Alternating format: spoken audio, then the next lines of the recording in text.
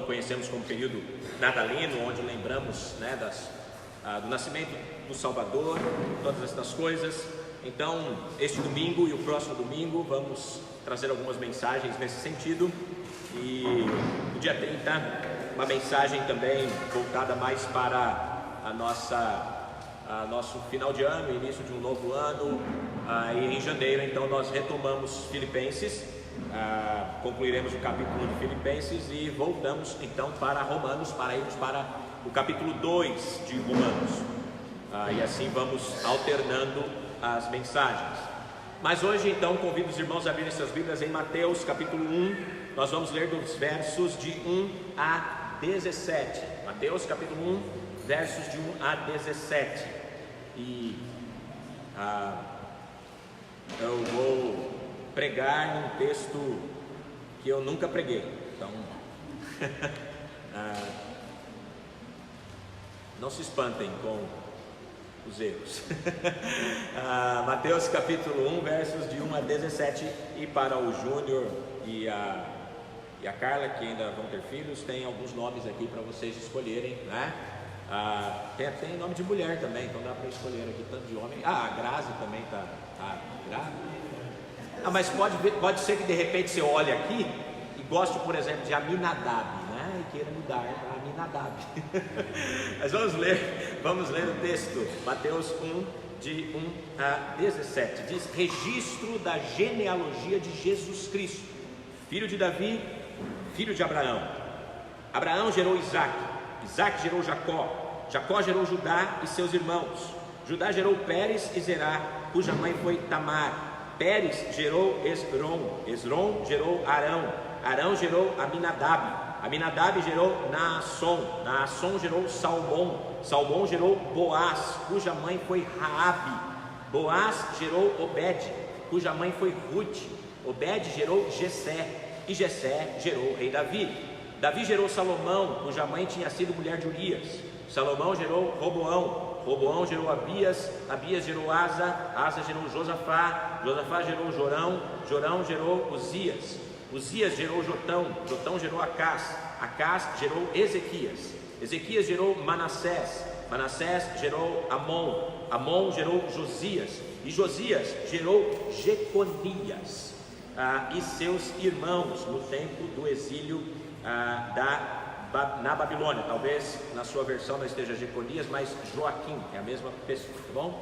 Depois do exílio na Babilônia, Jeconias gerou Salatiel, Salatiel gerou Zorobabel, Zorobabel gerou Abiúde, Abiúde gerou Eliaquim, Eliaquim gerou Azor, Azor gerou Sadoc, Sadoc gerou Aquim, Aquim gerou Eliúde, Eliúde gerou Eleazar, Eleazar gerou Matã, Matã gerou Jacó, e Jacó gerou José, marido de Maria, do qual nasceu Jesus, que é chamado Cristo.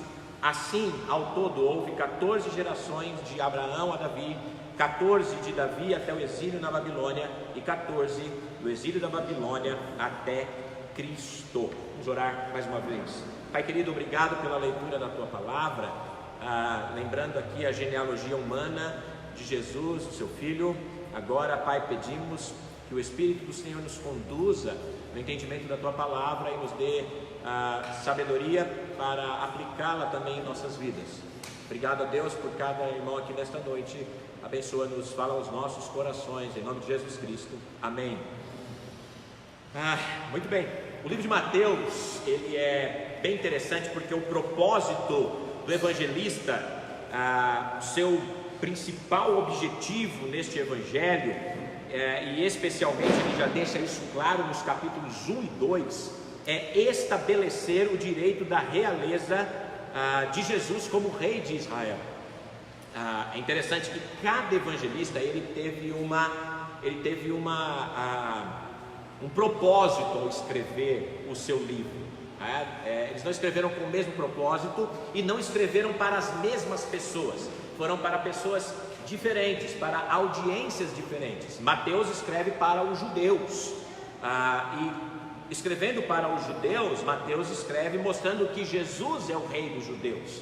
Ele tem a ideia, ele quer mostrar que Jesus é o rei, ele quer apresentar a realeza de Jesus. como nós podemos já observar, o evangelista João quer apresentar Jesus como Filho de Deus.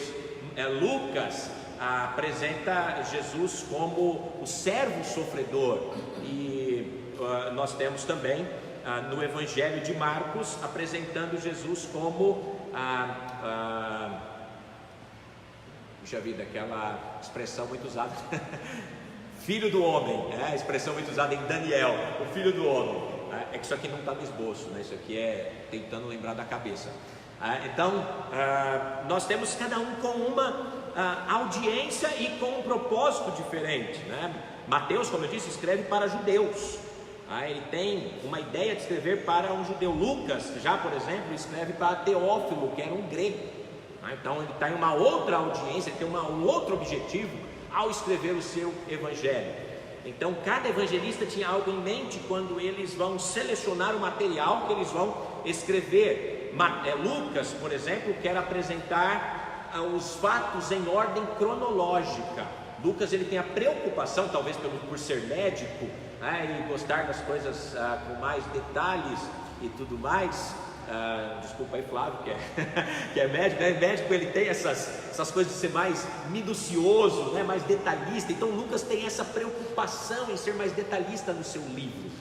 Mateus já não quer apresentar em ordem cronológica. Mateus quer apresentar Jesus como rei. Então ele mostra o nascimento do rei, ele mostra o discurso do rei. Então ele quer apresentar o rei Jesus. Então ele não se preocupa com ordens cronológicas. Já Lucas, escreve Lucas e Atos, ele já escreve procurando estabelecer a cronologia de uma maneira bem delineada, para ficar claro isso. Então são propósitos diferentes. E Mateus então quer apresentar Jesus como aquele que tem o direito de ser o rei de Israel.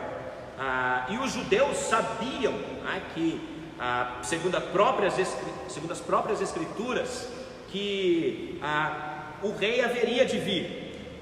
E até quando Jesus está diante de Pilatos, Pilatos pergunta: você diz que é o rei de Israel, né? Como é que você explica isso, né? Você está dizendo que você é o rei que deveria ter nascido, deveria ter vindo ao mundo. Isso João vai relatar. Então eles sabiam que o rei Jesus poderia vir por aquela época. E com esse propósito de revelar Jesus como o Cristo, como o Messias, o rei dos judeus, Mateus começa o seu evangelho apresentando a linhagem real, apresentando a linhagem de Jesus a partir da linhagem real de Israel. Se Jesus é o rei a ser anunciado, o rei a ser proclamado, então deve ter uma prova de que ele vem de uma família real, da linha real do Messias, que começa necessariamente de maneira mais clara com Davi. E por meio do profeta Natã, Deus prometeu que o descendente de Davi, ou a partir da descendência de Davi, que viria o grande rei, que reinaria sobre Israel e estabeleceria o reino eterno. Então essa foi uma promessa feita a Davi, e que seria da linhagem dele. Então Mateus quer mostrar isso, ele quer apresentar Jesus como aquele rei que é da linhagem davídica. A promessa de um rei eterno não foi cumprida com Salomão. Salomão, que assumiu o lugar de Davi, ele não cumpriu essa promessa com Salomão, aquele que o sucedeu, ou qualquer outro rei que governou Israel ou Judá. Então as pessoas esperaram outro da linhagem de Davi nascer para cumprir a profecia. E quando Jesus nasceu, os judeus ainda estavam esperando ou antecipando a chegada do monarca, que prometia restaurar a glória do reino de Israel. Então os judeus tinham essa esperança, essa preocupação, muito antes deles terem um rei. Mesmo antes de Saul, eles já tinham a expectativa de um grande rei para governar aquela nação. Então eles tinham essa esperança de restaurar a glória de Israel. E ela já existia então muito antes deles terem um rei. Porque quando eles entraram em Canaã com Josué, e eles então entram na terra, eles já dividiram o território em 12 tribos, né? Para 12 tribos foi dividido o território, tendo a sua parte cada tribo, e a linha sacerdotal de Levi não tinha nenhuma nenhuma parte específica, mas eles tinham cidades onde eles moravam dentro dos territórios dos outros povos, né, das outras tribos. Eu não tenho tempo de explicar todas as 12 tribos e tudo mais, mas nas quartas-feiras nós temos falado um pouquinho mais aqui sobre isso, quando a gente entra aí nos estudos do Velho Testamento. Não dá tempo da gente detalhar tudo isso. E após o retorno do exílio da Babilônia, ou seja, o povo de Israel saiu do Egito, ficou em Israel. No ano 586, a tribo de Judá foi levada cativo para a Babilônia, e lá eles permaneceram por 70 anos, e depois, quando eles voltam da tribo, eles querem então novamente restabelecer o seu reino. E é interessante que depois do cativeiro babilônico, não era tão fácil localizar cada tribo, ou da onde tinha vindo cada pessoa, porque eles misturaram muito quando foram para o cativeiro babilônico. Então não ficaram, porque antes eles casavam-se dentro das suas próprias tribos, né? Quem era da tribo de Judá, casava dentro da tribo de Judá, da tribo de Benjamim, a mesma coisa, para manter o território, manter aquela terra que eles tinham e tudo mais. Mas depois do cativeiro babilônico, eles tinham perdido isso. Eles não tinham de uma maneira tão clara para qualificar qual linha vinha cada um deles, né? Tanto que, quando a gente pode ver em Esdras, alguns filhos da descendência de Levi, que seriam sacerdotes, não foram autorizados a servir no sacerdócio. Está lá em Esdras, capítulo 2, porque o registro dos ancestrais deles não foi encontrado. Então eles não podiam servir como sacerdotes, embora eles diziam ser, mas não podiam. Então essa árvore genealógica exata, ela de alguma forma se perdeu para alguns, mas eles ainda tentavam em algumas partes manter. Tanto que no censo que o Império Romano manda fazer para os judeus na Palestina, nós vemos que José e Maria foram obrigados a se registrar em Belém. Por quê que eles tiveram que ir para Belém? Porque José era da linhagem de Davi. Então tinha um registro que José era da linhagem de Davi. Então ele não podia lá em Nazaré fazer o seu recenseamento. Ele tinha que ir até Belém. Ele teve que ir até Belém junto com Maria para fazer o censo, para levantar, olha, esses aqui são da linhagem de Judá, da onde vem Davi. Então José e Maria têm que sair de Nazaré e ir até Belém, Belém da Judéia. Alguém parece piada, mas alguém já falou que Jesus nasceu em Belém, ele pensou que era Belém do Pará, né? Infelizmente tem muita ignorância aí no meio, as pessoas veem Belém para todo lado, acham que é Belém do Pará, mas não, Belém da Judéia, né? E José vai lá com a sua família, né? As tribos dele deviam estar lá. O historiador Flávio Joséfo, que é um judeu, ele diz que nos tempos do Novo Testamento, muitas famílias judias mantinham os arquivos dos ancestrais detalhados, o que era para aquela época de grande valor. Paulo, por exemplo, ele fala que ele era da tribo de Benjamim, né? Ou seja, ele tinha os registros da sua família que o remetiam à tribo de Benjamim. Então, para os judeus, a identificação e a linha de descendência tribal era muito importante para eles definirem seus papéis dentro da nação.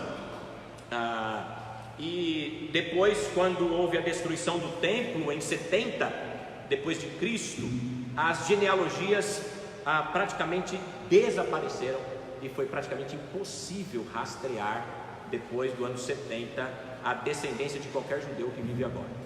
Os judeus hoje não sabem exatamente quais são as suas linhagens, né, ou qual tribo eles vieram, embora alguns acham ou digam que veio, mas hoje é muito difícil de rastrear isso, porque foi destruído muitos documentos naquele período do ano 70, quando Israel foi destruída. Então hoje não dá para dizer qual é a linhagem daquele que está lá governando ou alguma coisa assim. E então a importância de saber disso, irmãos, é que o último rei que foi levantada a linhagem e apresentada a linhagem, o último rei de Israel que teve a linhagem realmente comprovada, foi Jesus. Não há nenhum outro depois de Jesus com a linhagem realmente comprovada da tribo de Judá. Então Jesus é o último rei de fato que pode ser verificável daquele que viria para o trono de Davi, que é a linha messiânica. Por isso que a genealogia de Mateus apresenta essa linha a partir de Abraão e através de Davi, através de José, para chegar em Jesus, que se chama o Cristo. A genealogia de Lucas, ela apresenta uma linha diferente. Ele começa de Jesus e volta até Davi, até Adão, até depois falando como filho de Deus. O registro de Lucas traz nomes diferentes, porque aparentemente Lucas traz a linhagem de Maria, enquanto Mateus apresenta a linhagem de José. Então tem linhagens aí, possivelmente linhagens diferentes da maneira em como eles apresentaram essa descendência de Jesus. Provavelmente ali, quando aparece o nome de Maria, aparece o nome de Eli, Lucas 3, que era o sogro de José, que muitas vezes é referido como pai. Por isso que algumas versões vão trazer pai, mas na verdade ele é o sogro, que é como um pai naquele período, e era usado então essa palavra. Mas ele é o pai natural de Maria. Bom, a intenção de Mateus então em validar essa reivindicação real, ele vem então começando de Davi, através de José, mostrando que a linhagem de Jesus era uma linhagem legal, mas Jesus, é interessante que por José, Jesus não tem o sangue real, porque Jesus não é um filho legítimo de José. Maria não foi uma concepção natural, então Jesus não tem o sangue real a partir de José. Ele não vai ter essa linhagem real no seu sangue a partir de José, embora tenha nascido dentro da família de José. E Lucas vem através do outro filho de Davi, também para apresentar através de Maria que Jesus é o descendente legal, também através de Maria. Então os dois estão tentando mostrar Jesus como aquele que vem aquele que é o rei de Israel. Mas é mais outra coisa interessante aqui, irmãos. Eu estou dando esses detalhes iniciais, mas tem um outro detalhe interessante, que no Velho Testamento Deus fala que por causa da maldade de Jeconias, Deus declarou, ou Joaquim, Deus declarou que nenhum homem descendente de Jeconias sentaria no trono de Davi ou governaria novamente em Judá. E nós lemos a geração aqui que chega em José é um descendente direto de Jeconias. Então, oficialmente, por essa linha, Jesus não poderia então ser o rei de Israel. Essa maldição que Deus lançou teria impedido diretamente Jesus de ser o rei, porque ele era filho de José, que estava na linha de Jeconias.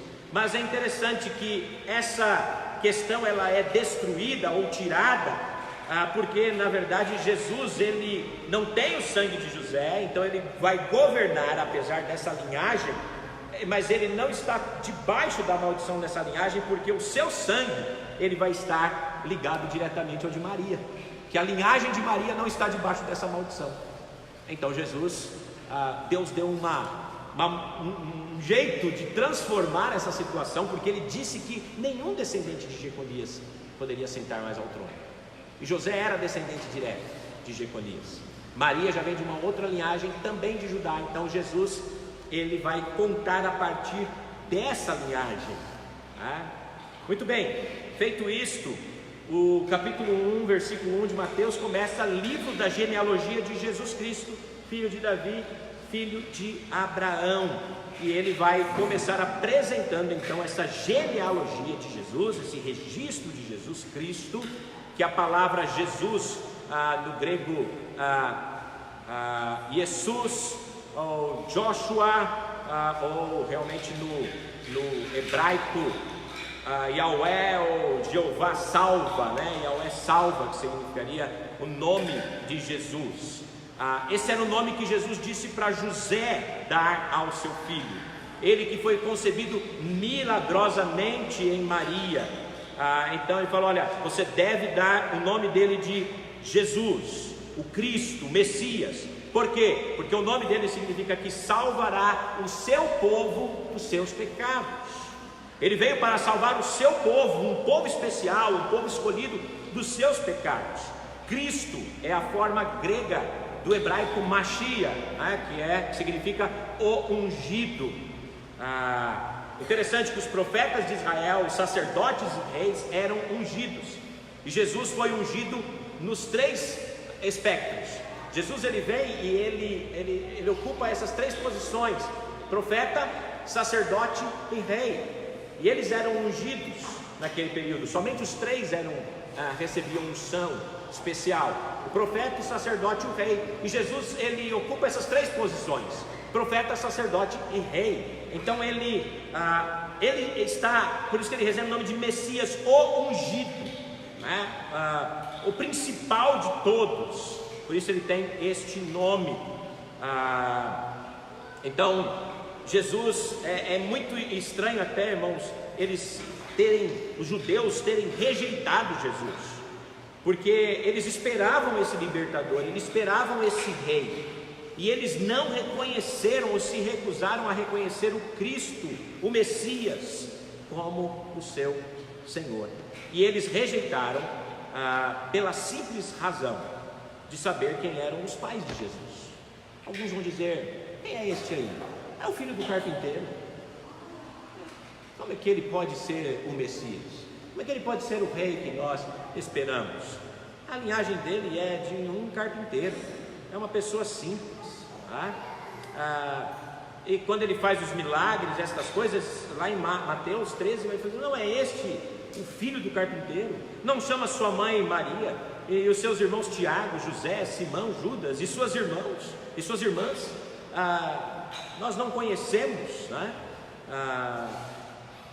e muitos outros, alguns governantes diante de Jesus falaram: olha, acho que você não é o Cristo, porque não sabemos de onde ele virá, e nós sabemos da onde veio. Outros vão dizer: pode vir alguma coisa lá da Galileia, pode ser um rei vindo dessa região. Não, é impossível. Então simplesmente por isso eles falaram: não queremos esse homem como nosso rei. Eles não ficaram observando se eles eram da descendência de Davi, se ele era de Belém, ou de onde ele veio, mas simplesmente eles não quiseram reconhecer Jesus, pelo simples fato de saber quem ele era.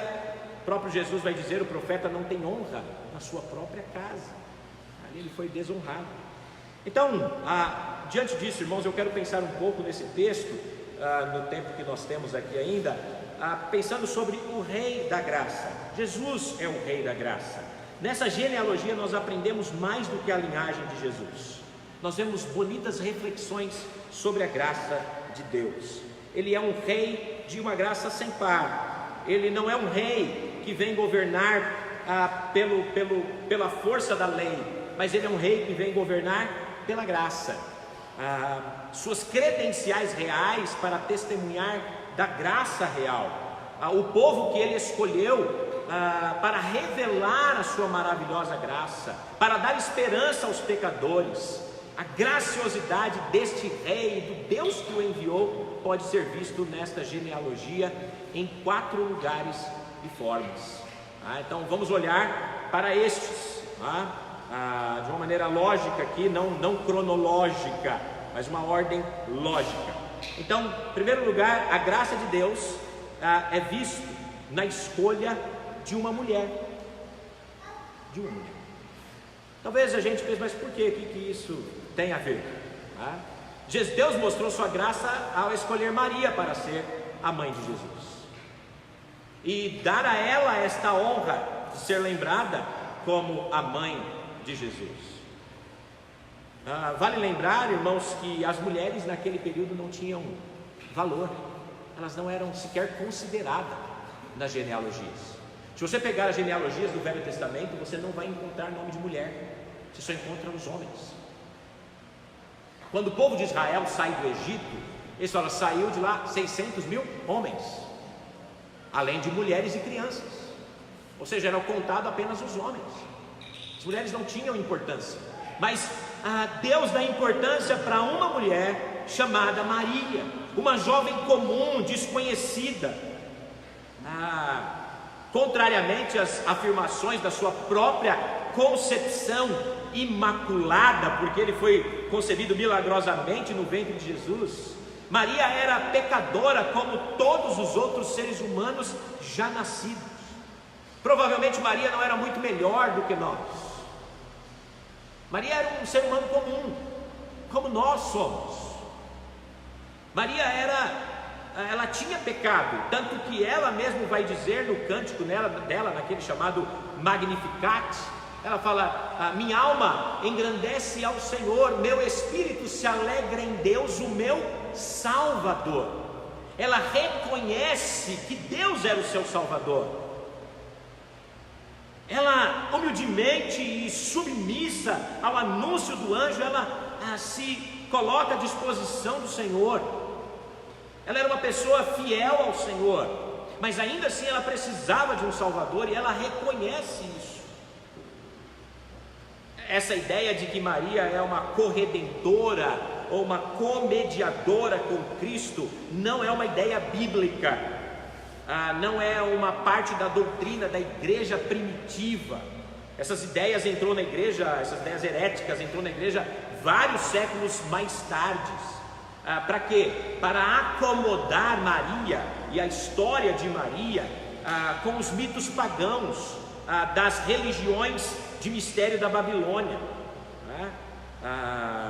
E aí você for estudar e você vai ver várias histórias que vai remontar lá para os dias de Noé, e eles vão dizer que alguns mitos pagãos, né, que Nimrod, que era neto de Cão, um dos 3 filhos de Noé, isso são histórias pagãs, né, irmãos? Fundou as cidades de Babel, né?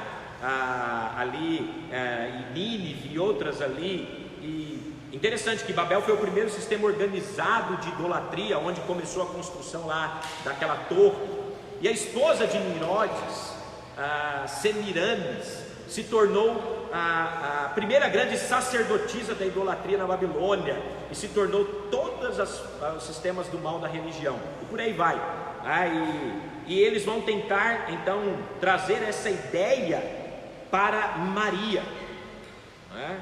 Como Maria também, como aquelas mulheres dessas ideias pagãs.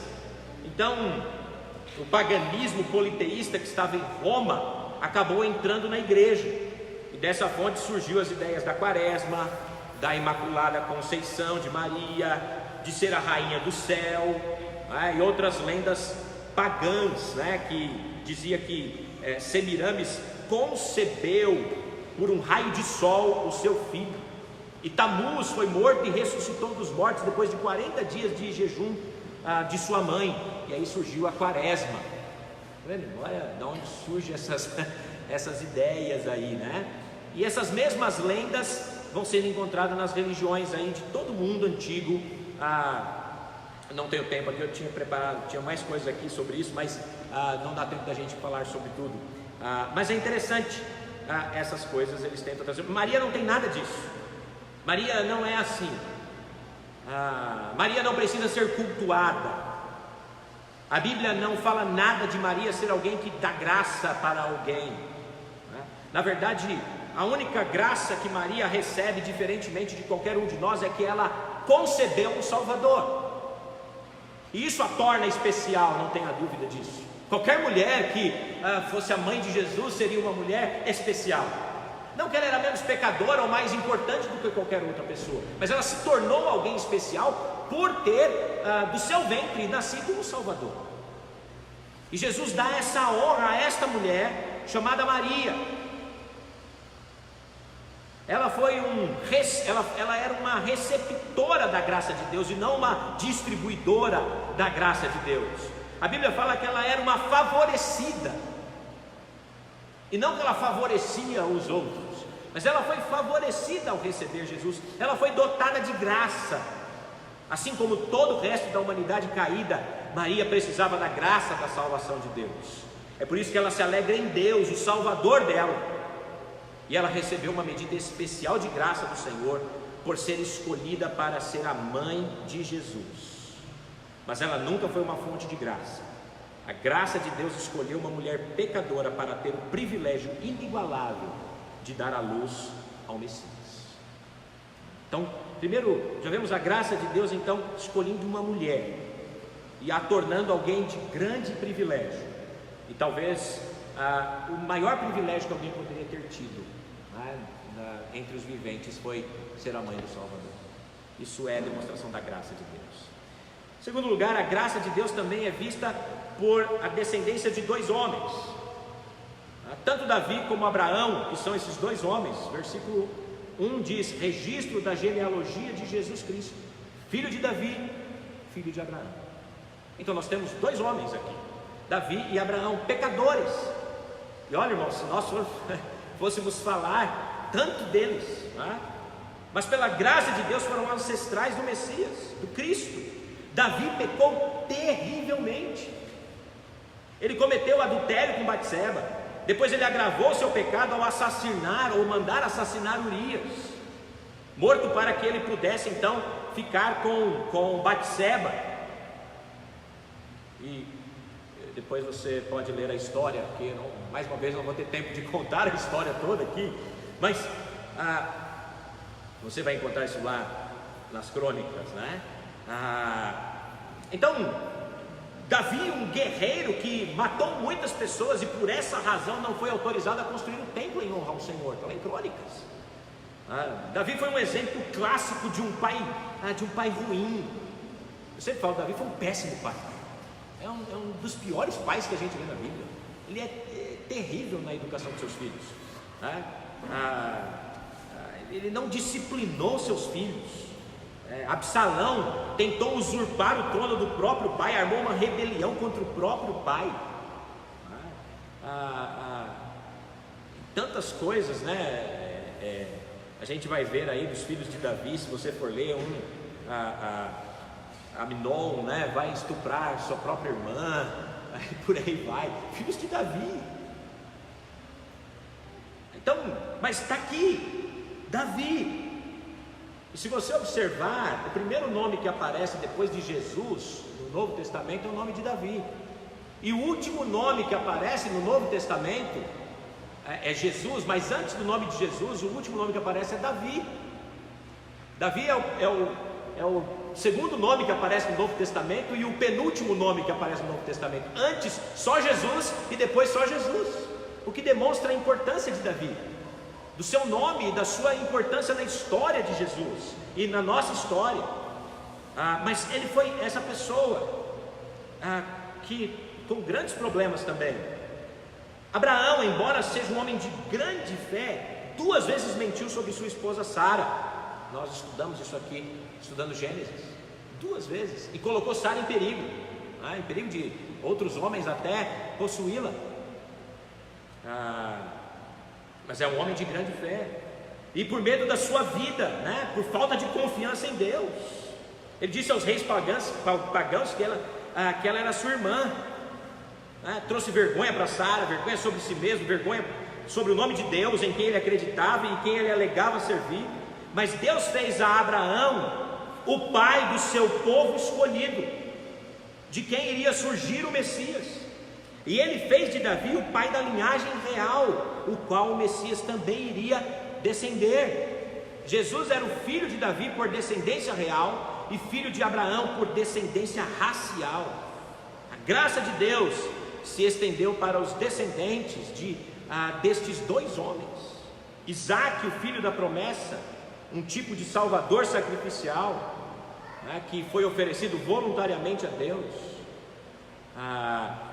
Então, estes homens pecadores, por vezes fracos e infiéis, mas Deus continuava fiel a eles, e sua graça estava sempre com eles, mesmo em tempos de repreensão e disciplina. Salomão, filho e sucessor de Davi no trono, foi um rei pacífico e sábio, mas também tolo em muitas vezes. Ele semeou sementes de corrupção interna e espiritual ao casar com centenas de mulheres de países pagãos do mundo daquela época, que transformaram o coração de Salomão e o coração de todos os israelitas a se afastarem do Senhor. A unidade de Israel foi quebrada, a linhagem de Israel só permaneceu intacta a Davi e seu filho Salomão. E um olhar cuidadoso, irmãos, sobre os descendentes tanto de Abraão quanto de Davi revelam que as pessoas muitas vezes eram caracterizadas por infidelidade, imoralidade, idolatria e apostasia. Mas o trato de Deus com eles sempre se caracterizou pela graça. Jesus Cristo, filho de Davi, filho de Abraão, foi enviado para superar as falhas de ambos os homens e de todos os seus descendentes, para realizar o que eles nunca poderiam ter realizado. O Rei da Graça veio através da linha de 2 homens pecadores. Isso demonstra como Deus continua cuidando de nós, dando graça a nós que também somos pecadores. A graça de Deus também é vista através de 3 eras. Nós vamos ver lá no verso 17. Assim, ao todo, houve 14 gerações de Abraão a Davi, 14 de Davi até o exílio babilônico e 14 do exílio até Cristo. No resumo da genealogia de Mateus, vemos a graça de Deus agindo em 3 períodos ou eras da história de Israel. Primeiro período, de Abraão a Davi, ou seja, dos patriarcas Moisés, Josué e os juízes, até começar o reino. Nesse período de peregrinação, de escravidão em uma terra estrangeira, período de libertação, período de aliança feita, de lei e de vitórias. Então nós temos um período difícil da nação de Israel, mas nesse período, 14 gerações, Deus estava demonstrando sua graça e cuidando de Israel. Segundo período, de Davi até a deportação para a Babilônia. Esse período é o período que vai da monarquia, quando Israel, depois de insistir em ter reis humanos, como todas as nações ao redor deles. É interessante que quando Samuel, o último juiz, e também profeta, e que eu falo foi o único que também representou mais ou menos Jesus, porque ele exerceu a função de profeta, ele exerceu a função de juiz, que seria uma espécie de rei, e também de sacerdote, porque ele também exerceu função sacerdotal. Mas é interessante que Samuel, quando ele é o último juiz e Israel começa a pedir um rei humano, ele vai ao Senhor e diz: olha, Senhor, eles estão me rejeitando. E Deus fala para Samuel: não, eles não estão rejeitando você, eles estão rejeitando a mim como rei deles. Eles querem um rei humano, eles não me querem como um rei. E então acontece deles escolherem Saul, né? E se você ler, vai ver toda a desgraceira que foi a história de Saul e o que aconteceu com a nação de Israel no período de Saul, até Deus levantar de fato o seu monarca, que é Davi. Então Deus deu um rei humano para eles, e esses reis, por muitas vezes, na maioria das vezes, os levou para longe de Deus, se afastaram de Deus, sem a paz de Deus, sem a prosperidade que vem de Deus. Um período de declínio quase que ininterrupto, de apostasia, de tragédia, de derrotas, de exílio, destruição do templo. Apenas Davi, Josafá, Ezequias e Josias nós vamos ter provas de piedade em tantos reis. Terceiro período vai desde a deportação para a Babilônia até o tempo de Cristo. Então foi do cativeiro, o exílio, a frustração deles naquele tempo da monarquia. A maioria dos homens que Mateus menciona nesse período, de Salatiel para Jacó, pai de José, são desconhecidos para nós nesta lista, mas é um período envolto em grande parte de trevas, caracterizada por um período de inconsequência, uma era das trevas de Israel. Mas nesse período, a graça de Deus estava agindo no meio do seu povo, Ou seja, irmãos, mesmo nesses períodos de obscuridade, ou nos períodos de notoriedade, nos períodos de heroísmo, ou nos períodos de desgraça, nos períodos de glória, ou nos períodos de destruição, Deus estava graciosamente cuidando do seu povo, até enviar o seu Messias através deste povo. Em quarto lugar, a graça de Deus é vista na inclusão de 4 mulheres de outras nações. E eu acho fantástico pensar nisso, e estamos terminando com isso. A primeira foi Tamar, cananeia, que se casa com o filho de Judá. É interessante que eu vou gastar alguns instantezinhos falando da história dela. Ela casou com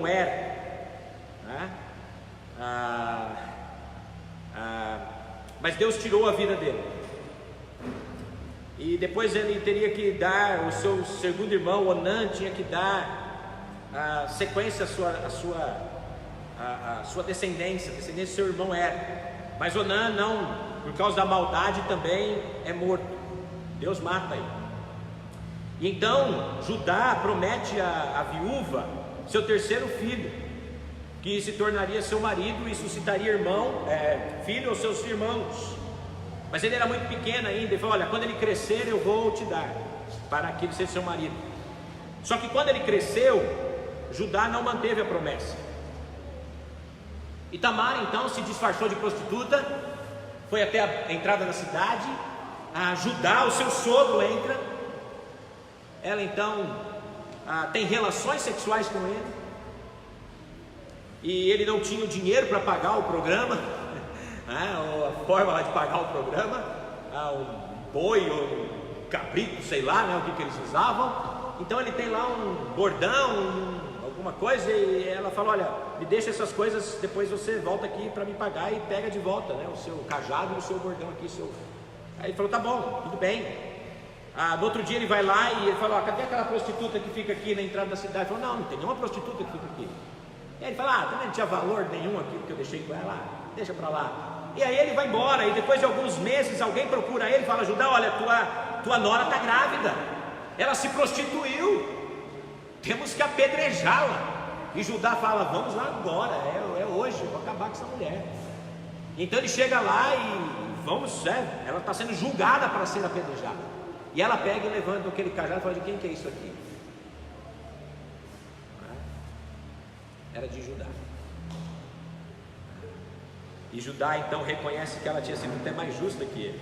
E dessa união ilícita nasceram filhos gêmeos, Pérez e Zerá. A história sórdida se encontra em Gênesis 38. E à medida que aprendemos dessa genealogia, Tamar e Pérez, se juntou a Judá na linhagem messiânica, apesar da prostituição e do incesto, a graça de Deus veio sobre estas pessoas que não mereciam e foram incluídas na linhagem do Messias. Essa mulher gentia, cananeia, entrou na linhagem de Jesus, e até uma mulher que se prostituiu apesar de tudo.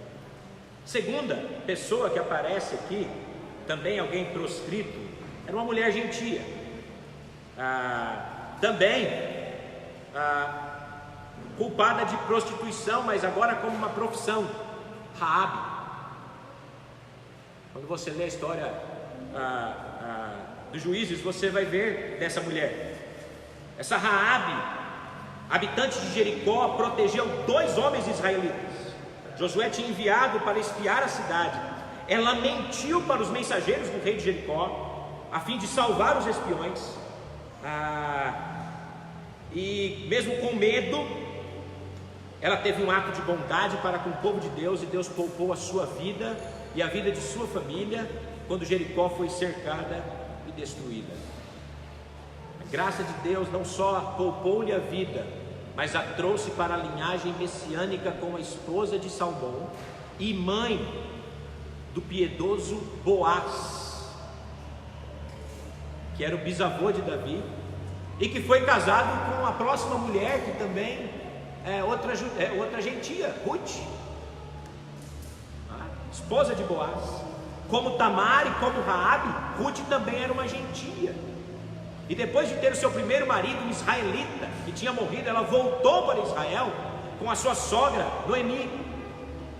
Ruth se tornou uma mulher temente a Deus, se tornou uma mulher amorosa, sensível. Ela aceita o Senhor como seu próprio Deus, aceita o seu povo, o povo de Israel como seu povo, e não mais os moabitas, da onde ela veio, povo pagão, que é o povo da descendência de Ló, os moabitas são descendentes de Ló, aquele caso das filhas que tiveram relações sexuais com Ló, e dos filhos dela nasceu Moabe, que é o pai dos moabitas.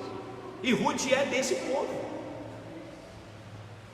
Ruth é desse povo, uma gentia, mas ela se torna uma mulher temente a Deus, e para preservar a linhagem de Israel, então ela se casa com Boaz, ela vai casar-se com Boaz e entra também na família de Israel, e mais tarde na linhagem real por meio de Boaz, e ela se torna a avó, do grande rei Davi. Olha que coisa fascinante, irmãos. E a quarta mulher foi Batseba. Apesar de tudo, ela aparece na genealogia aqui, ela vai aparecer como a mulher, mulher de Urias. Versículo 6: Jessé gerou o rei Davi, Davi gerou Salomão, cuja mãe tinha sido a mulher de Urias, Batseba. Não aparece o nome dela, mas é dela que está sendo falado aqui. Eu já estou indo para o fim, já mencionamos que foi com ela que Davi cometeu adultério, que teve seu marido enviado para a frente de batalha para ser morto, e em seguida tomou como sua própria esposa.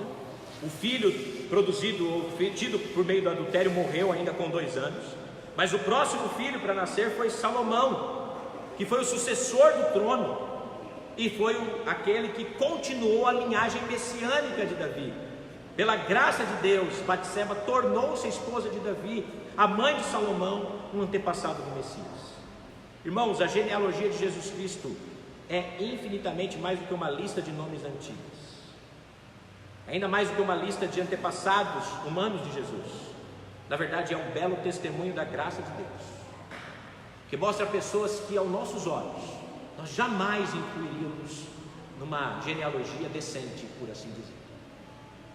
Jamais nós colocaríamos uma prostituta, uma adúltera, uma mulher que tem um incesto de ter relações com seu próprio sogro. Nós jamais colocaríamos essas pessoas, aos nossos olhos puritanos, jamais colocaríamos essas pessoas como pessoas da linhagem de Jesus Cristo.